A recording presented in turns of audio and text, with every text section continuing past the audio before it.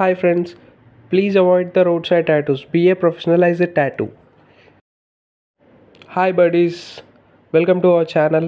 మీరు చూస్తుంది lights camera action tattoo. ఇతనికి మూవీ డైరెక్టర్ కావాలని గోల్ ఉంది. తన కాన్సన్ట్రేషన్ మొత్తం స్క్రిప్ట్ మీదనే ఉండాలని ఈ టాటూ వేయించుకుంటున్నాడండి. అతను ఆ టాటూని చూసినప్పుడల్లా తనకి తన గోల్ ఉన్న డెస్టినేషన్ గుర్తు వస్తుంది. అలా తన గోల్ని మిస్ కావద్దని టాటూ వేయించుకుంటున్నాడు. ఎప్పుడైతే విస్ట్ మీద, ఇప్పుడు టాటూ విషయానికి వస్తే, ఎప్పుడైతే విస్ట్ మీద ఎవరైనా టాటూ వేయించుకుంటున్నారో దాని మెయింటెనెన్స్ వచ్చేసి 7 days వరకు చికెన్ తినకూడదు, పప్పులు తినకూడదు, చీమ్ వస్తువులు తినకూడదు. దాని మీద ఒక బ్లాక్ లేయర్ ఫామ్ అవుతుంది. ఆ లేయర్ కూడా పీకకూడదు. మీరు అక్కడ లేయర్ పీకితే ఆ లేయర్ అనేది కలర్ డల్ అయిపోతుంది.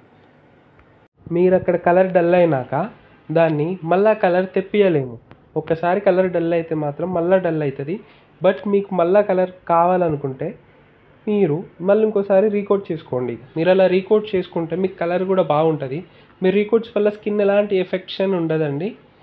ఇంకా మీరు ఆ టాటూ లేయర్ మాత్రం అస్సలు పీకూడదు. పీకినంటే మీరు కలర్ అనేది మొత్తం డల్ అయిపోతుంది. మళ్ళీ డల్ అయితే మళ్ళీ మీరు just go for a రీకోట్.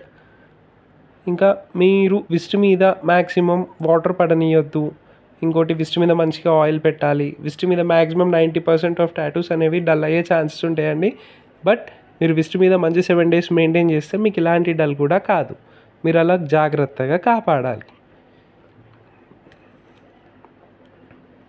Okay buddies, thanks for watching our video. Please subscribe our channel and bell icon.